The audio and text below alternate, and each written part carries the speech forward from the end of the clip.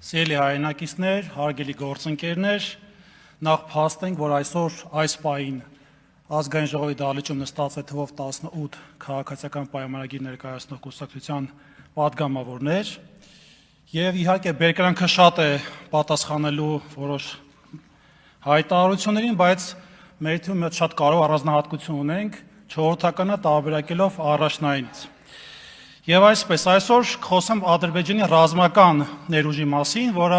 կարևորում եմ եւ կարծում եմ այստեղ պետք է դրա մասին խոսվի։ Ես այսօր ուզում եմ խոսել մի թեմայի մասին, որի շուրջ Հայաստանում շատ հաճախ խոսում ենք կամ չափազանց էմոցիոնալ, կամ չափազանց մակերեսային։ Խոսքը, ինչպես ասացի, Ադրբեջանի ռազմական ներուժի մասին է։ Ես անլուրջ եմ համարում ասել, որ խաղաղության գործընթաց կա, հետևաբար ռազմական սպառնալիքի մասին խոսել անհրաժեշտություն չկա։ Այս խոսույթը ես կտրականապես անընդունելի եմ համարում։ Մենք պարտավոր ենք հասկանալ, ինչպիսի ռազմական ներուժ ունի մեր հարևանը, ինչ է նա ձեռք բերում եւ ինչ ուղղությամբ է զարգացնում իր բանակը։ 2026 թվականին Ադրբեջանի պաշտպանության եւ անվտանգության համար նախատեսվել է շուրջ $5 միլիարդ։ Դա Ադրբեջանի պետական բյուջեի մոտ 21%-ն է։ Ավելին, այդ գումարից մոտ 4.5 միլիարդ մանաթը նախատեսված է կապիտալ ծախսերի, այսինքն հատուկ պաշտպանական ծրագրերի եւ արդեն նախատեսված պայմանագրերի ֆինանսավորման համար։ Հայաստանի 2026 թվականի պաշտպանության ծախսը նախատեսված է 567 միլիարդ դրամ, որը դոլարային հարաբերակցությամբ մոտ 1.48 միլիարդ դոլար է։ Այսինքն, միայն 2026 թվականին բյուջետային հատկացումների մակարդակով Ադրբեջանի ռազմական եւ անվտանգության ոլորտում ծախսվում է մոտ 3.4 անգամ ավելի շատ, քան Հայաստանում։ Ադրբեջանի ռազմական քաղաքականության ամենակարևոր փոփոխությունը այն է, որ նա վերջին տարիներին ստեղծել է բազմազգ եւ բազմաշերտ սպառազինություն։ Խոսքը գնում է իր գործընկերների Իսրայելի, Թուրքիայի, Պակիստանի, Չինաստանի, Իտալիայի եւ մի շարք այլ գործընկերների մասին։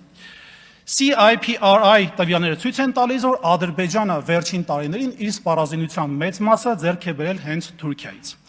2020 թվականի պատերազմը մեզ սովորեցրեց մի բան, ժամանակակից ԱԹՍ-ներ ասվածը դրանք պարզապես ինքնաթիռներ չեն։ Դրանք այնպիսի սպառազինություն է, որը մարտական առաջադրանք է կատարում ինչպես առաջնագծում, այնպես էլ հակառակորդ պետության խորքային կարևոր նշանակություն ունեցող ռազմական նշանակություն ունեցող ավելի ճիշտ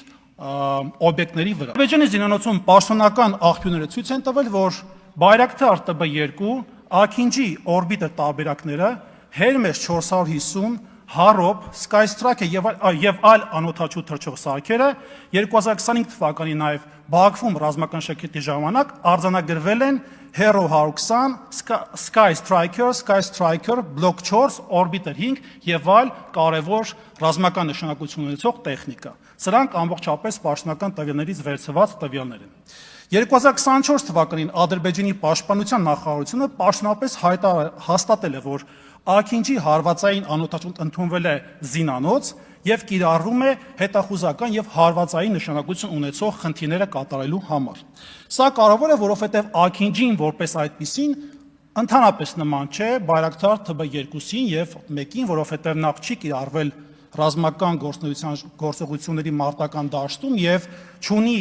կոնկրետ հակազդող որևէ մեխանիզմներ։ 2024 թվականին Ադրբեջանի ռազմաօդային ուժերի կազմում պաշտոնապես հայտարարվեց, որ գնվել է JF-17C բլոկ 3 բազմաֆունկցիոնալ կործանիչները։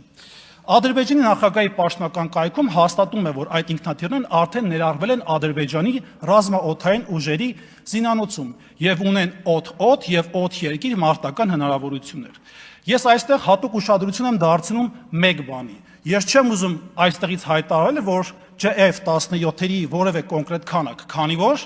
քանակը պաշտոնապես հրապարակային չէ։ Մենք պետք է տարբերակենք փաստը գնահատականից։ Այն փաստը այն է, որ JF-17 բլոկ 3 բազմաֆունկցիոնալ կործանիչները արդեն Ադրբեջանի սպառազինության մեջ են։ Սա իմ կարծիքով ամենալուրջ խնդիրներից մեկն է։ Ադրբեջանը ունի եւ ցուցադրել է Լորա, Էքստրա, Պոլոնեզ, Սմերջ, TRG 300, TRLG 230A եւ այլ հրթիռային համակարգեր։ 2025 թվականի պաշտոնական ռազմական շքերթի ժամանակ Ադրբեջանը նաև ցուցադրել է, ինչպես շեշտեցի նախորդ իմ հայտարարության մեջ այլ թվով այլ հրապարակումներից, նաև Predator, Hawk, Icebreaker եւ այլ համակարգեր։